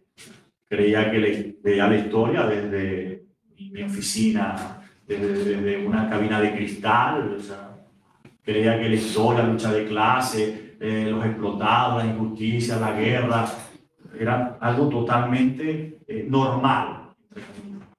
Porque no sabía que era eso. Ahora, después de 20 años de la barbarie chavista, donde nos quitaron prácticamente todo, yo sé lo que es una tragedia. Y sé lo que es la historia. Y claro, porque se vive. Por eso mis abuelos, que vienen de la Segunda Guerra Mundial, ellos tenían una manera de entender la realidad distinta a los que no hemos vivido esa tragedia. Por eso te digo, o sea, que uno no sabe, o sea, la historia es muy bonita teóricamente, teorizando, pero cuando tú te toca vivirla como desgracia, como tragedia, ya es otra la perspectiva, ya es otra la visión. Y cuidado, y seguimos siendo reyes, porque aquí todavía, o sea, ha habido su daño terrible, pero no hemos, afortunadamente, todavía llegado a lo cruento, a la guerra, a la muerte, y ojalá no llegue. Que Dios nos cuide. Ok, ya vamos a finalizar para tener el conversatorio. Pásame algunas láminas, ¿es posible? Algunas láminas rápidas para referir por qué las escogí. Si es posible. Ok, sí, pasa esa. Esta es la Gran Colombia. Fíjense, para mí el proyecto de Bolívar era un sueño, pero era un sueño con los pies en la tierra. ¿En qué sentido? Que Bolívar sabía que había que consolidar la victoria y quería también un destino de grandeza, porque Bolívar pensaba en grande, soñaba en grande, quería un destino de grandeza para estos territorios. El problema es que una cosa son los deseos, otra cosa es la realidad. No tenía los medios, no tenía las capacidades, no había las condiciones, no se preparó bien la idea, y esto fue muy fortuito. O sea, la BBC de Londres hizo un estudio, lo pasaron en BBC Mundo, donde hipotéticamente, viendo las riquezas naturales y el modelo económico que existiría futuro en esas Naciones Unidas, sería la 10ª economía del mundo. Pero lo más increíble de todo esto es que Venezuela, sin haber tenido una guerra, ha perdido el 50% de sus territorios. Después de la independencia hasta el presente, el 50% de su territorio. México ha perdido el 55% de su territorio. Pero fue invadido. Hubo una guerra. Hubo guerra. Aquí hubo guerra. Así, aquí no. Entonces, es una contradicción. El ejército de libertadores que liberó 5 naciones, que se llena la bocota en todas estas celebraciones y permitió que el sagrado territorio de la patria se perdiera la mitad. Y se sigue perdiendo. Dicen que si vamos al sur o a las fronteras de la Colombia, eso está perdido. O sea, grupos irregulares, mineros, qué sé yo. Ok, hacemos otro. Fíjense, esto era realmente un buen proyecto desde el punto de vista geopolítico. Claro, espectacular. Y en la mejor zona geográfica, en el corazón, en la mitad de América. De América. Y saliendo hacia el Atlántico. Y con salida al Pacífico. Por Dios. En La Barra. Fíjense aquí, es una fotografía satelital de La Barra. Y bueno, lo difícil que os lo vamos a poner. Yo no sé si es verdad este fenómeno, ustedes saben más que yo, que hay un fenómeno geográfico que ocurre con La Barra, que cuando en determinadas horas del día eso baja la marea y pueden pasar vehículos de un extremo a otro. En Chico hay una ruta que tú das en Chico y por ahí cruzas y vas a sacar. Si que la barra del agua te lleva, que la crecida del agua, la marea te lleva el carro. Por eso Ruth decía, muy mal en el puerto de Maracaibo, por este asunto. Sí, era una obra cerrada, geológicamente casi cerrada. Ahí está ampliada, ya tiene como 700, 800 metros. La otra vez Pedro hizo allá una versión exacta. 700, 800 metros, pero ampliada. Ampliada.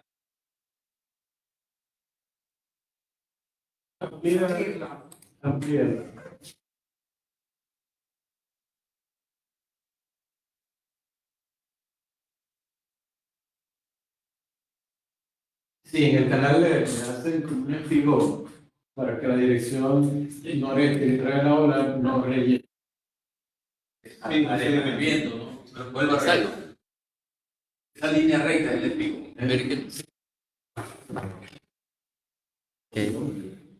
El canal este. Canal este. Son cosas fuertes. Pasemos a. Ajá, y también. Ese es lo único que queda de Padilla como reminiscencia del municipio insular Miranda Padilla. Y la de Toba está a punto de desaparecer también, con lo de la piedra caliza que cada vez le quitan y le quitan, ¿no? Eso está muy abandonado. Esa Para zona. unas operaciones recién. ¿Ah? Inventó para unas operaciones recién. ¿Sí? Ah, paró. Sí, ok.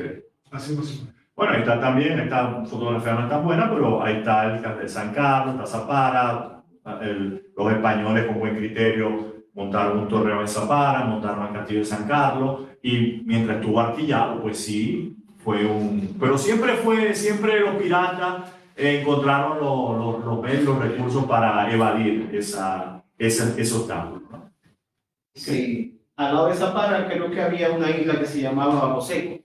Ahí también construyeron un pequeño torreón muy parecido al de Zapara, pero por los efectos naturales del sub y baja de la marea y el desgaste meteorológico, la isla fue desapareciendo. Lo que le está pasando ahorita en el presente a Isla de Agua. Eso pasó. Y entiendo que hubo también 2 intentos de artillar, de proteger el Moján y Sinacita. Sí, yo estaba leyendo si hubo el intento de hacer las murallas, que fue lo que yo dije ese día. Pero no hay, ese fue un proyecto del ingeniero Kramer que contrató Morales, porque lo voy a explicar por ahí. Si me permiten lo voy a hacer así rapidito. Permíteme por aquí.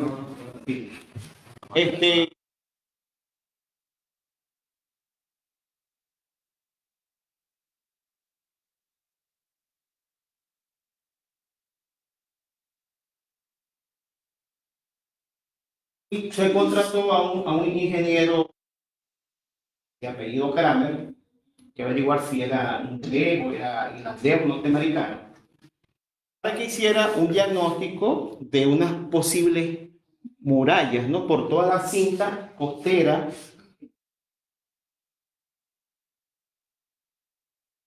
toda esta zona de una posible,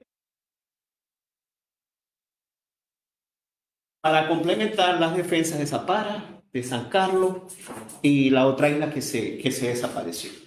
Se presume que en el también su como población fue de fuerte militar. Ahí hubo un fuerte como especie de protección de GFOH y hacia el lago, ¿no?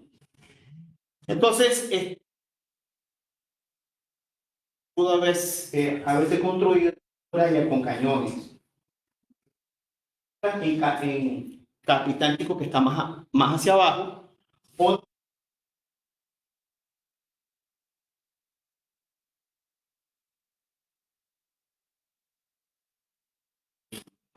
frente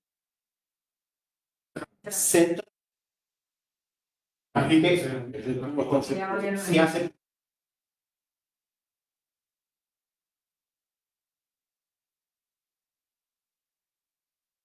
usando la que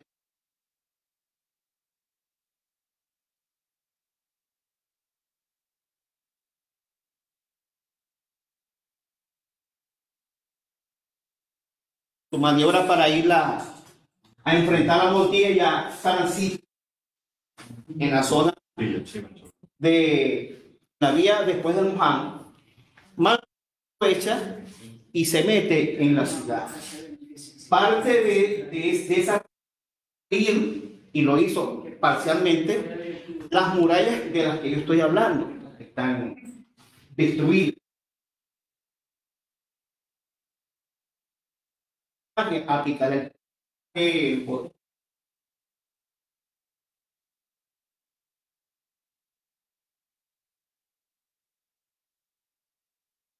que tienen allá en desplegar.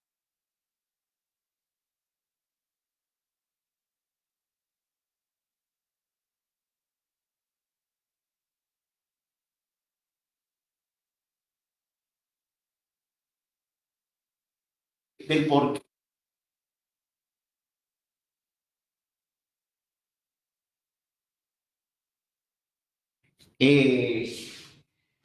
Eh,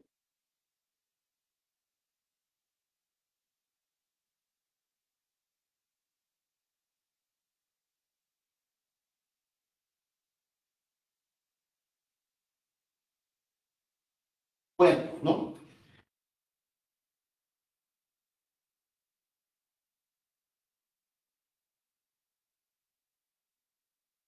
Que había un bloqueo. La parte de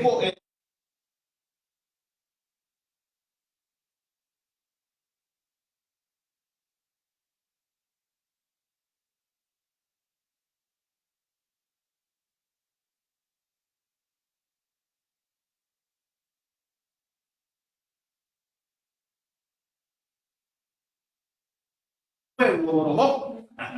Borojó. Por allí los dicen que pasaban.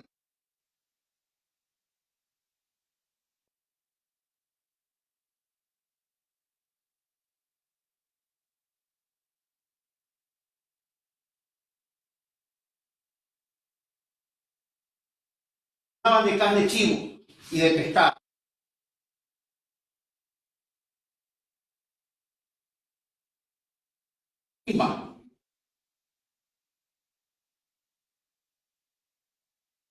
O el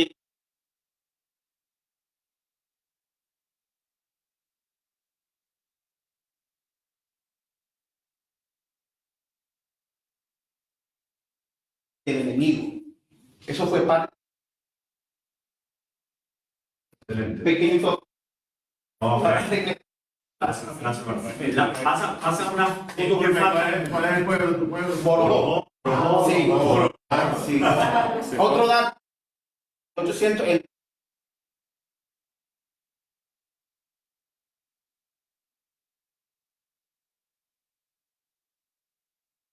Antes 2 días. de que el Sí. Ahí. Gracias. Este es el castillo de Puerto Cabello, San Felipe. Este es uno de los más poderosos y mejor preservados que se conserva. Una maravilla. Eso donde hay unos cañones, pero si podemos ver dónde están los vacíos de los cañones, eso es impresionante. Famoso porque Bolívar pierde allí los... Bueno, ya se lo... Antes de combinación. Mira, ahí referido Cierto parecido con pieza de Sacano. 1945. Sí, eso es por el cimiento. Yo llegué a escribir que los españoles nos resguardaron mejor el territorio que los republicanos. Sí, lo normal. El cierto parecido con el de Sacano, ¿no? Es que todos tenían un diseño, una estructura parecida. Otra, por favor.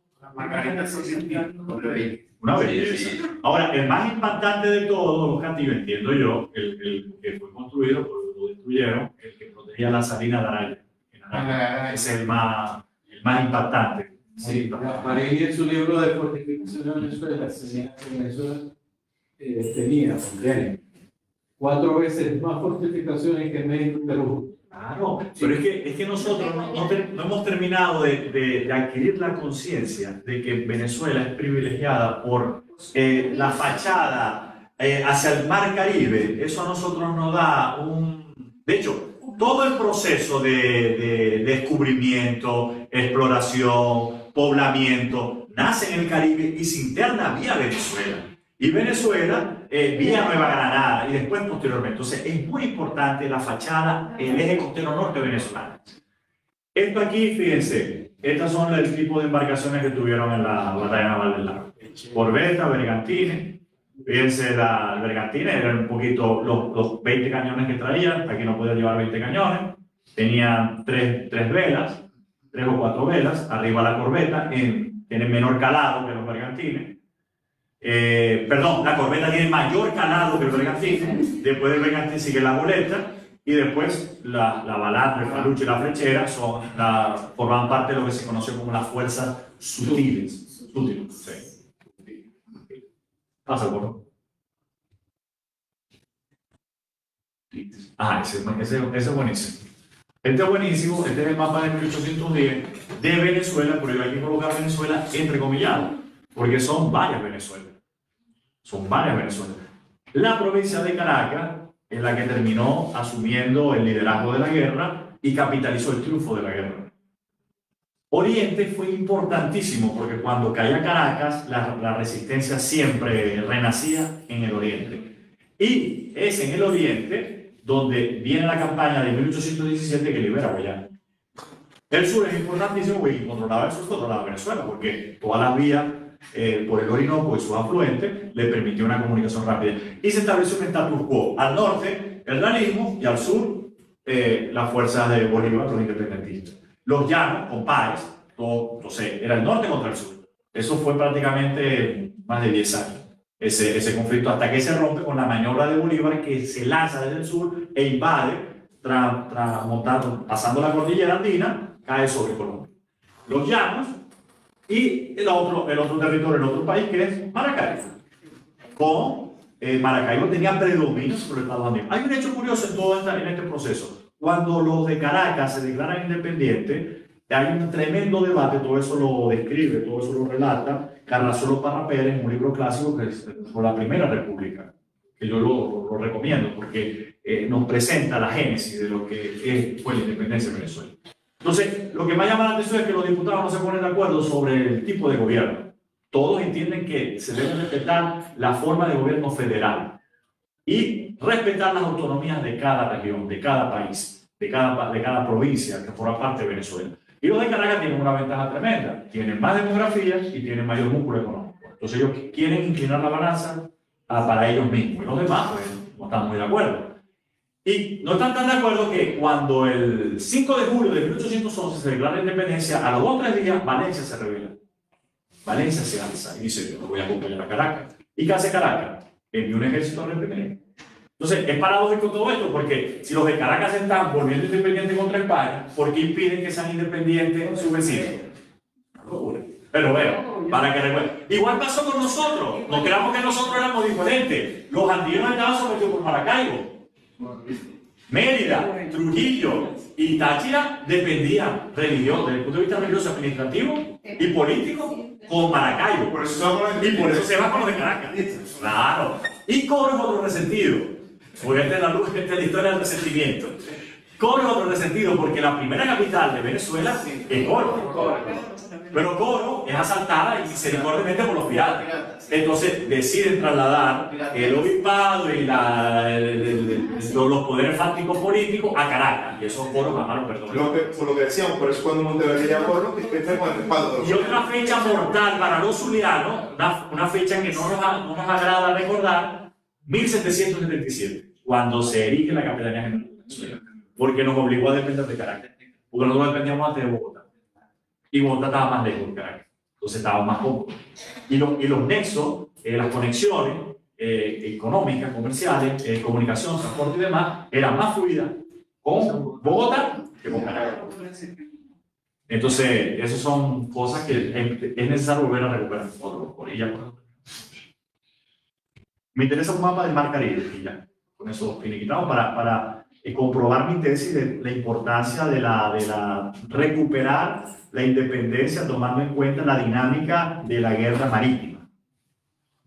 ¿Qué sigue pasando? Bueno, este es el libro, pasa anterior. Este libro es muy importante. Ese, si se puede un poquito. El de Víctor García. Yo sugiero leer este libro. Porque este libro, muy bien documentado, prácticamente recoge lo que fue la guerra entre potencias coloniales en los 3 siglos en el Mar Caribe. Y cómo los piratas, los corsarios, los bucaneros, los filibusteros actuaron al servicio de esas potencias para trastocar las dinámicas de funcionamiento, las rutinas de funcionamiento del Imperio Español. Es que los demás imperios controlaban a los corsarios para... Pero lo más impresionante de todo esto es que España logró crear un mecanismo defensivo tan eficiente, tan eficaz, que no lograron arrebatarle prácticamente el territorio. Salvo Jamaica y algunas pequeñas posesiones en el Caribe, ni Francia, ni Holanda, ni Inglaterra lograron quitar territorio continental o islas importantes. Por ejemplo, ¿cuáles eran las islas más importantes en el Caribe? Cuba. Cuba, República Dominicana. O sea, y lograron, a pesar de tener todos los elementos en contra, sí el resguardo de la integridad territorial. Y los intentos de invasión continental, todos fracasaron. Fíjense, los españoles, los gobernantes españoles esperaban una invasión desde el exterior. Y lo increíble es que pasó lo contrario. La independencia no fue, sino desde adentro que pasó. Porque ellos jamás sospecharon, porque somos aliados, ¿cómo ustedes se van a levantar contra nosotros? Y quien desencadena todo el proceso emancipador americano en 1808, cuando desaparece la metrópoli. Entonces, al desaparecer la metrópoli invadida por Napoleón Bonaparte, aquí tienen que actuar. No les quedó más remedio que actuar. Y si no actuaban, corrían el riesgo de perder sus privilegios como la clase social dominante en América. Me estoy refiriendo a los criollos, a los blancos. La última, la del Mar Caribe, porque yo creo que con esta cerramos. No, el Mar Caribe. Creo que la anterior. No, esa. Este es excelente, porque fíjense, la isla mayor es Cuba. La única isla donde los piratas lograron asentarse con estatus nacional fue Jamaica. Ahí se instaló Morgan, instalaron, incluso le dieron estatus de gobernador. El centro de operaciones. Hay una isla Tortuga, también fue sede de los piratas, pero no una tortuga venezolana, una tortuga que está cerca de República Dominicana. Y las tres posesiones grandes de los españoles en el Caribe fueron República Dominicana, Puerto Rico y Cuba, sobre todo Cuba. Y fíjense en el portaavión venezolano. Bueno, todo con salida hacia el Mar Caribe. Y a nosotros fueron muy importantes a Maracaibo, Aruba, Curazao y Bonaire. Muy importantes. Porque por ahí, primero fueron, creo, inglesas, después fueron holandesas, y jugaron un papel importante en lo que se refiere a la dinámica comercial, a la dinámica política, a la dinámica bélica en los tiempos de la guerra de independencia. Muy importante este tema. Y aquí en tres siglos se dio la guerra no declarada entre España, enfrentado a las potencias que llegaron tarde al botín americano, que fueron en primer lugar Inglaterra, en segundo lugar Francia y en tercer lugar Holanda. Entonces eso es muy importante recordarlo porque ese es nuestro mar, el mar Mediterráneo nuestro, el mar Caribe. Y nuestra historia principal, la encrucijada de todos los procesos históricos nuestros vinculados con la historia venezolana, es el mar Caribe.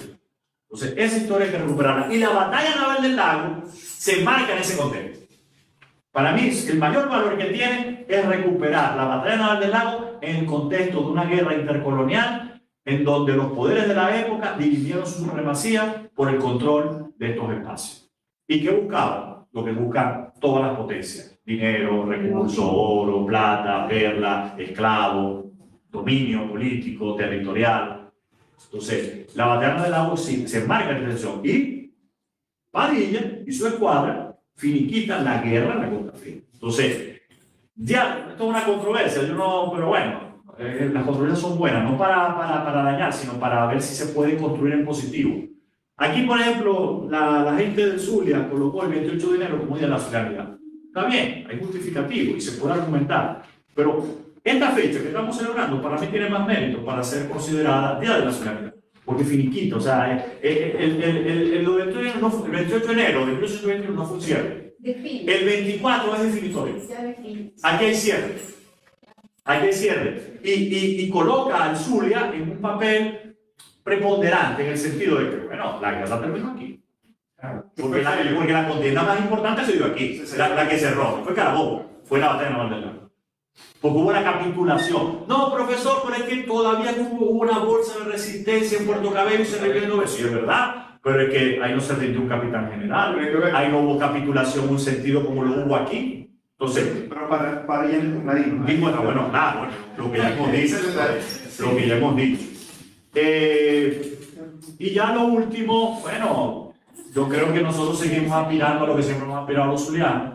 Por eso fuimos realistas. Yo he dicho que si los de Caracas hubieran declarado partidarios del rey, los de Maracaibo hubieran declarado partidarios de la independencia. O sea, que no era un problema de convicciones, sino pragmático, de intereses, de resguardo de intereses, que no nos debe sorprender porque es lo normal. O sea, así funciona la historia humana. O sea, la historia humana funciona en resguardo de los intereses de los actores que participan en la historia. Y lo que yo quisiera rescatar es que no debemos avergonzarnos de ese pasado realista que tuvimos y que tenemos que asumir todas las gerencias, reconocernos en todas, sentirnos orgullosos en todas, porque no hay ni buenas ni malas, las valoraciones dependen de las personas que le dan esas valoraciones y es lo que tenemos. Y yo sí creo que es necesario reivindicar el autonomismo, el federalismo, en las relaciones entre las distintas regiones de Venezuela y sobre todo el autonomismo y el federalismo aquí en el sur. O sea, que nosotros volvamos a ser protagonistas de nuestro propio proceso histórico y no ser periferia, porque yo me siento que formo parte de una periferia en el contexto nacional. Hoy, y entiendo que después de la independencia esto se agudizó más. Tenemos el maltrato de Guzmán Blanco, el maltrato de los distintos caudillos y presidentes que se han instalado en Caracas. Toda la prosa de nuestros gaiteros hablan de ese desdén, sí. y eso no es inventado, eso es real. Y lo vemos en las condiciones de la ciudad y en las condiciones del Estado.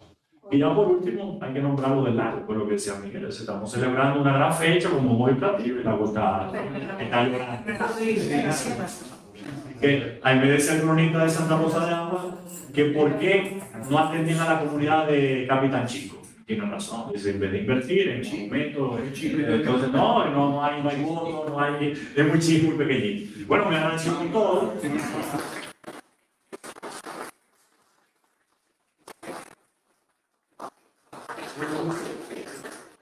Siempre Los Ángeles tienen un Satán alá. En este caso, yo cuando vi el trabajo que publicó Rafael, lo leí con un gusto inmenso y me atreví a publicar un pequeño texto, que es lo que he visto mejor de esta batalla que estamos librando en este día. Yo soy de una curiosa hipótesis. La zulianidad la han hecho los extranjeros. Y no estoy exagerando. Por Millares Carlos descubrimos a Baral. Algunas de nuestras grandes obras, incluso como la contradanza y las estructuras musicales más importantes, son europeas. Y la tragedia nuestra, Ángel hablando, uno de los gobernadores que más hizo por el Zulia, usted no, es de Lara. Nació cerca de Barquisimeto, en este pueblo de los Tamunangue, que fue Perezoso.